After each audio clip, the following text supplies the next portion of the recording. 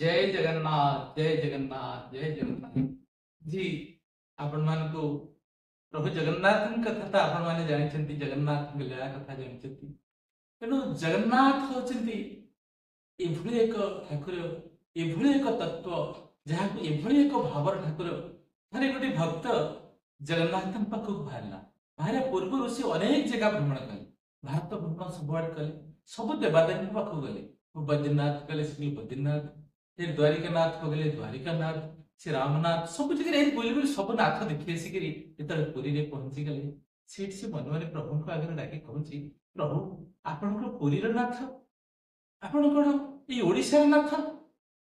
सेठी प्रभु तक कहूची, नाही रे बापा, मु पुरी रे नाथ नहे, ई जगतर नाथ, ओडिसा रे नाथ ने, मु जगतर नाथ।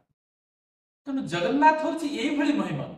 तेणु से प्रभु को डाकी कहूँ, प्रभु को आगे जो ठिया कहूँ, प्रभु मो मन में भाभी भाविका आसूची, प्रभुଙ୍କର तो हाथ नहीं, पापुली हाथ अच्छी, पापुली नहीं, गोड़ नहीं, कान नहीं, आखिर भूलता नहीं, हेले प्रभु केमिति ठाकुर ताले जेतबेले प्रभुଙ୍କ आगକୁ ଚାଲି ଯାଉଛି ନା, ପ୍ରଭୁଙ୍କର ଯୋଉ ନାଲି ଅଠାର ହସ ହସ, ହାତ ଦିଟା ବାହୁଡ଼ି ଦେଇଛି, ହାତ ଦିଟା ବଢେଇ ଦେଇକିରି କହୁଛି ଆ ଆ, ସେ ସବୁ ଦୁଃଖ ଭୁଲିଯାଏ।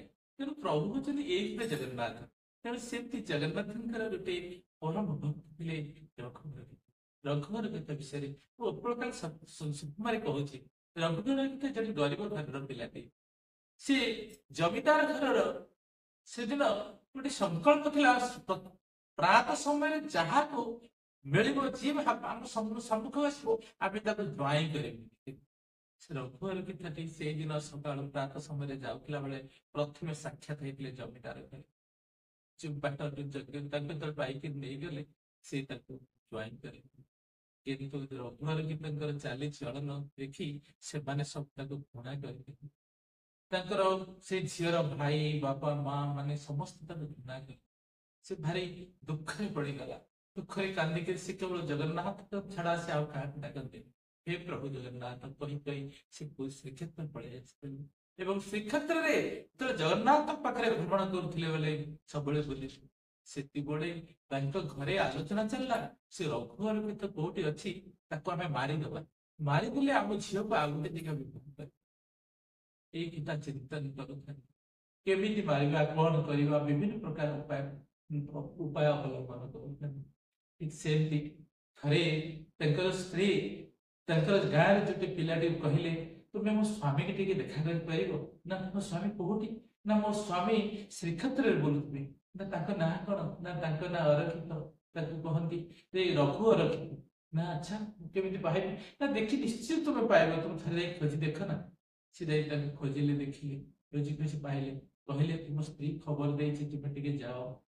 सी कहले मुझे केमिति जीवी, से तो मत मारिदेवा कहते, घृणा करुँच, ग्रहण करूना, केमी से जीवी। तथा से जगन्नाथ को भरोसा करी सी आसी पहुंचले। जो आसी पहुंचले, घर समस्त चतुराई बुद्धि खर्च करी ताली स्त्री हाथ में विष दे पिठा तैयारी करथिले। पिठा देले खाया, तो पिठा देले खाया, से पिठा दे विष दिया, किंतु तांको स्त्री से पिठा देहरे गोटे लेखिकी गोटे कागज पूरे कही एथिरे विष अच्छे, तुम्हें खाइब नाही।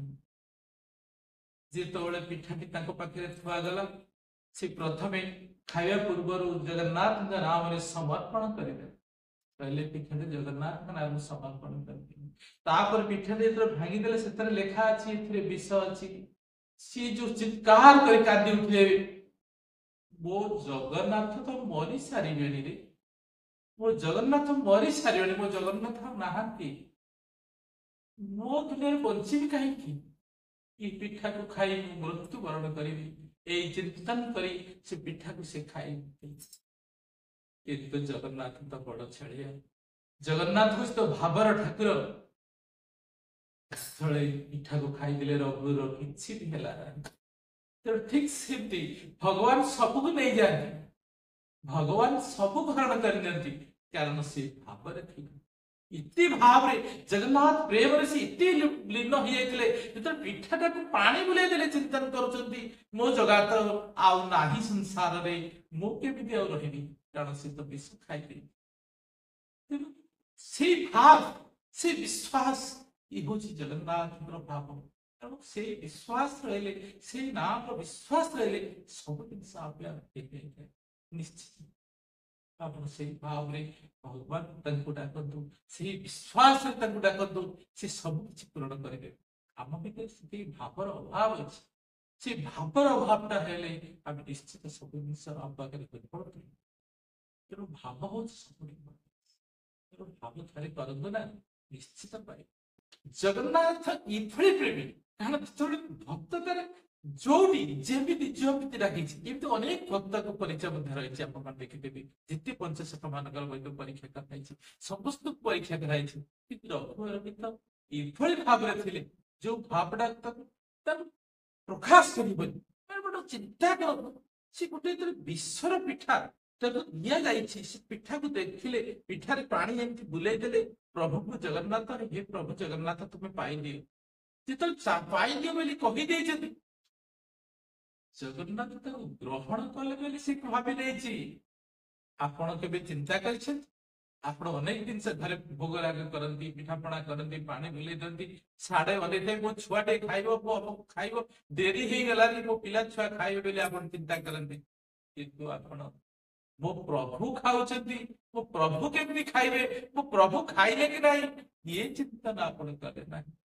ଆପଣ ଯେତେବେଳେ ପାଣି ବୁଲେଇ ଦିଅନ୍ତି, ତରତରକି ଡେରି ହେଲା ଯଦି ଭୋଗ କରିକି ପଳେଇ ଆସେ, ଏ ଭାବରେ କେବେ ଭଗବାନ ଗ୍ରହଣ କରନ୍ତି ନାହିଁ। କାରଣ ଭଗବାନ ହଉଛି ଭାବର ଠାକୁର। ସେ ଏଭଳି ଭାବରେ ଥାନ୍ତି ଯୋଉ ଭାବରେ ଭଗବାନ କେବଳ ଭାବରେ ସେ ସବୁଦିନ ରହିନାହାନ୍ତି। କାରଣ ଭାବରେ ସେ ହଉଛି ବନ୍ଦା, ସେ ଆଉ କୋଉଥିରେ ବନ୍ଧା ନୁହନ୍ତି। ନା ଆପଣ ତାକୁ ଧନ ଦେଇ ବାନ୍ଧିବେ, ନା ଆପଣ ଜନ ଦେଇ ବାନ୍ଧିବେ, ନା ଆପଣ କୌଣସି ତାକୁ ବାନ୍ଧି ପାରିବେ ନାହିଁ। ଆପଣ ଯାହା ଦେଲେ ତାଙ୍କ ପାଖରେ ତୁଚ୍ଛ, କାରଣ ସବୁ ତାଙ୍କ ଏଇ ବିଶ୍ୱାସ, ଏଇ ଭାବ ଆପଣମାନ ଭିତରେ। କାରଣ ଆପଣ ଭିତରେ ଯେତେବେଳେ ଏ ବିଶ୍ୱାସ ଭାବ ନାହିଁ, ଆପଣ କେବେ ଭଗବାନ ପାଇପାରିବେ ନାହିଁ। କାରଣ ଭଗବାନ ସବୁବେଳେ ବିଶ୍ୱାସ ଠାକୁର, ଭାବର ଠାକୁର। କାରଣ ଅରିଗୀତ ରଘୁର ଗୀତ ଯେତେବେଳେ ଚିନ୍ତନ କରିଛି, ଯେ ପିଠାଟା ପାଣି ବୁଲେଇ ସାରିଲା ପର୍ଯ୍ୟନ୍ତ ଖାଇ ସାରିଛନ୍ତି, ଆଉ ଯେତେବେଳେ ଚିନ୍ତନ ଚିଠାଟା ଦେଖିଦେଲେ ଏଥିରେ ଲେଖା ହେଇଛି ବିଷ ଦିଆଯାଇଛି, ପିଠା ଆପଣ ତମେ ଖାଇବ ନାହିଁ। ମନରେ ଯୋଉ ଭାବନା ଆସିଛି, ମୋ ଜଗା ସଂସାରରେ ନାହିଁ, ମୋ ଜଗା ସଂସାରରେ ନାହିଁ, ଏଇ ଯୋଉ ଭାବନା, ଏଇ ଯୋଉ ବିଶ୍ୱାସ, ଏଇ ଯୋଉ ଦୃଢତା, ଏତିକି ଯଦି ଆମ ଭିତରେ ଥାନ୍ତା, ସଂସାରରେ ସବୁ ସେ ବାନ୍ଧି ଦେଇଥିଲେ। ସେଇ ବିଶ୍ୱାସ ଥିଲା ତାଙ୍କ ପାଖରେ, ସେଇ ଦୃଢତା ତାଙ୍କ ପାଖରେ ଥିଲା, ସେଇ ଭାବ ଥିଲା। ଜଗନ୍ନାଥ ଭାବରେ ଠାକୁର, ସେ ବିଶ୍ୱାସ ଠାକୁର, ତାକୁ ସେଇଭଳି ଭଲ ପାଉଥିଲେ। ତାଙ୍କ ଭିତରେ ସେଇ ଭାବ ଥିଲା, ଦେଖିଥିଲେ ଭଗବାନ ଖାଉଥିଲେ, ବିଶ୍ୱାସ କରୁଥିଲେ।